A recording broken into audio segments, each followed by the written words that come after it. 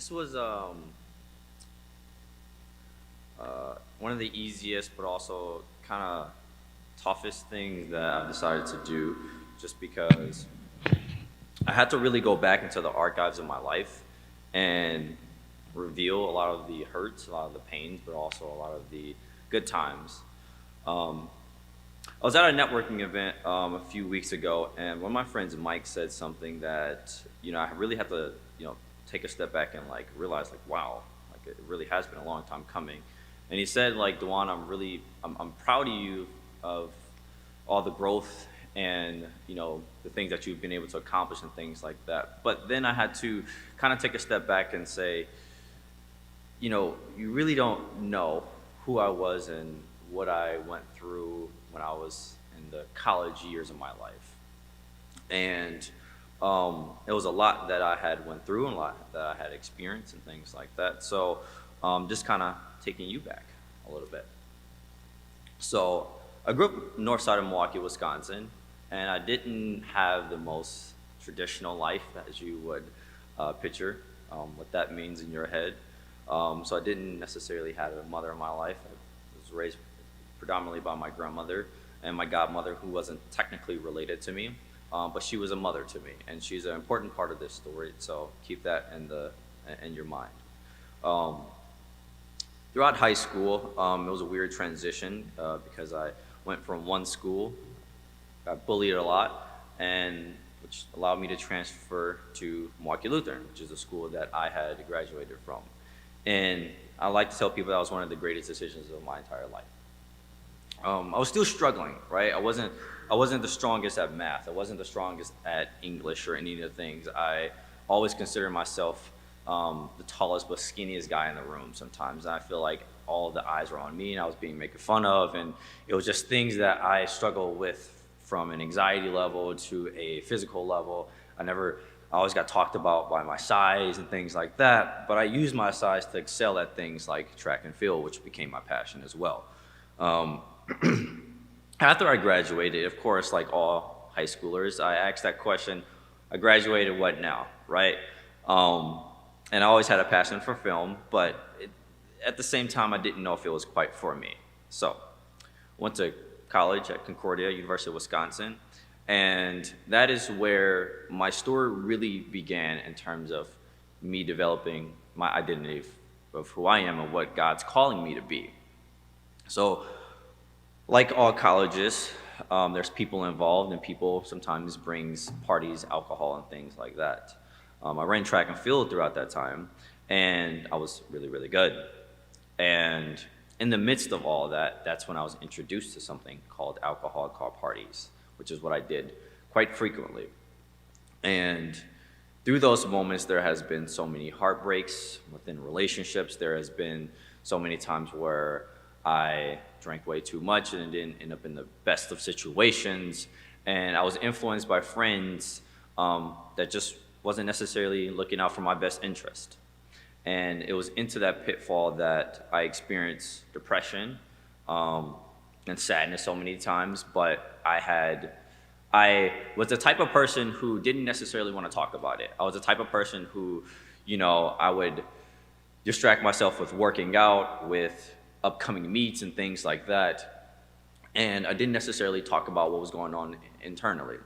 And so there was one day where me and my friend Nate and we were going to visit this girl at Wisconsin Lutheran. And on my way back, we stopped at a light, and one road led down to, I think it was Mequon Road, and the other was Lake Drive, which is kind of the back end, like the back shortcut in. And so I remember something say, turn left. And I didn't listen. And it was that night where I almost killed my best friend, where I fell asleep at the wheel. And I remember waking up that next morning, and I had glass in my hair, because my car was totaled, but we were okay. I remember waking up the next morning, I had glass in my hair, and a few scratches on my face.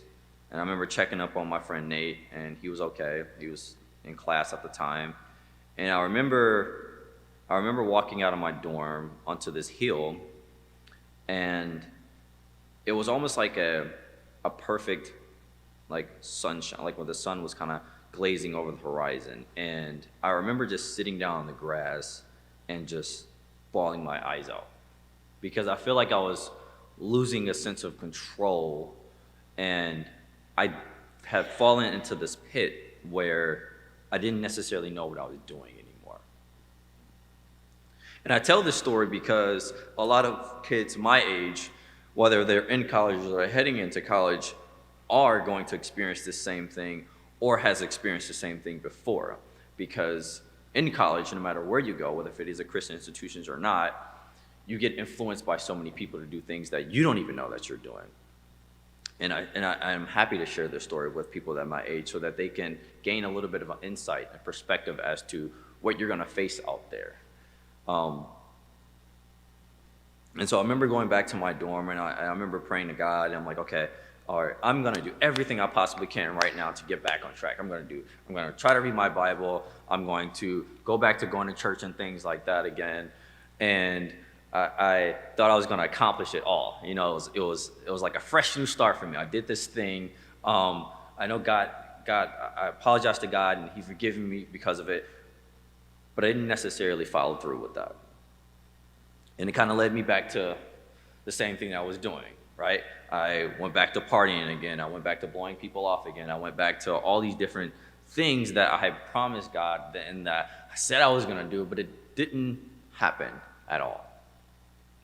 And then it went back into more toxic relationships and things like that. And then went back to sleeping around and just living the college life again because I had reset. That's what I said I was going to do.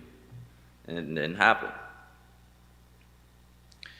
And then I came so consumed with my friends that April 8th happened, where I remember hanging out with my friends, and my sister texted me, and she said, come home right now. You need to come home right now.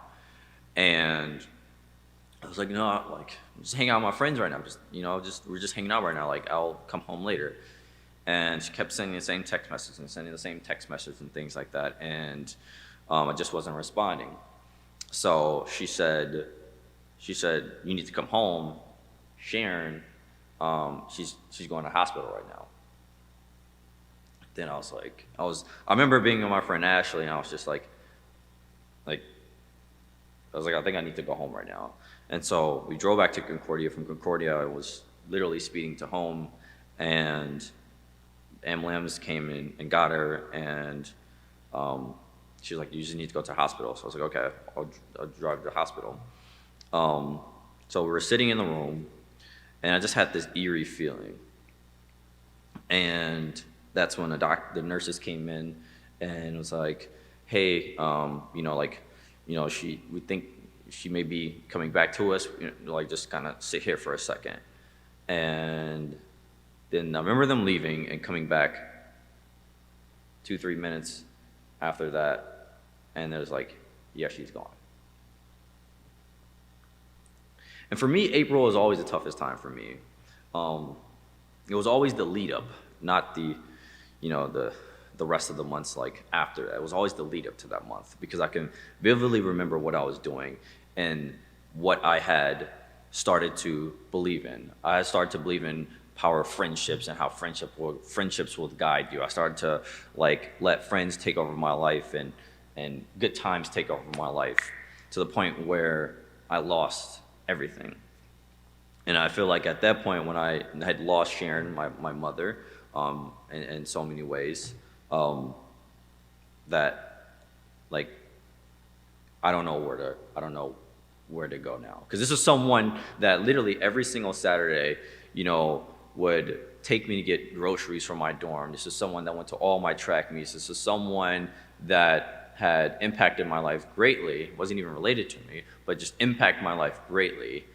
And now she's gone. This is my sophomore year in college, by the way. And I remember asking God why. I know I made all these mistakes in my life, and now you decided to take the person away from me. What are you telling me right now? And I remember going to church that Sunday, or it was a couple Sundays after that, and I remember the pastor saying that through all things, God is there with you, and he would never leave your side. And which made me lead to this chapter in the Bible, Revelations 21:4. He will wipe away every tear from their eyes. There will be no more death or mourning or crying or pain, for the old order of things has passed away. And it was in that moment where I really realized that, like, she's sitting in heaven right now, and this is a moment where I shouldn't be crying. I shouldn't be sad anymore, because no matter the mistakes that we make in life, no matter the trials and tribulations that we go through, no matter the times that we just continue to keep falling on our face over and over and over again, God is always there. Even when we're at our highest of times, and we may be able to do a lot of business work, or we may be doing great in our career or great in our life, and we're not necessarily celebrating God in those moments, he's still there. No matter where we fall away from faith for a long, long time, and we question literally every single thing, and we think that or we're thinking like rational or logical, like, oh, I think I have all the answers. I'll figure it out by myself. I'm a really, really smart guy. And then we make one mistake and we beat ourselves up so much. Doesn't matter. He's always there. No matter the good times, no matter the bad times, no matter mistakes that you make, no matter what, God is always there. And there was so much I learned about myself. And there are so many things that I've experienced, and even the loss of my mother. I realized that God is always there no matter what. And I think that's something that I really took to my heart, and I live that message out every single day with me coaching track and field now, that no matter how many mistakes that you make in life, God is always going to be there for you. And you should never, ever feel an ounce of sadness. It's okay to feel sad sometimes, but you have an awesome God who always has your back, no matter what. And that's something that we can always give glory to, knowing that no matter what, no matter how many facets of life that we go through, no matter how many mistakes, no matter what, God is always there for you.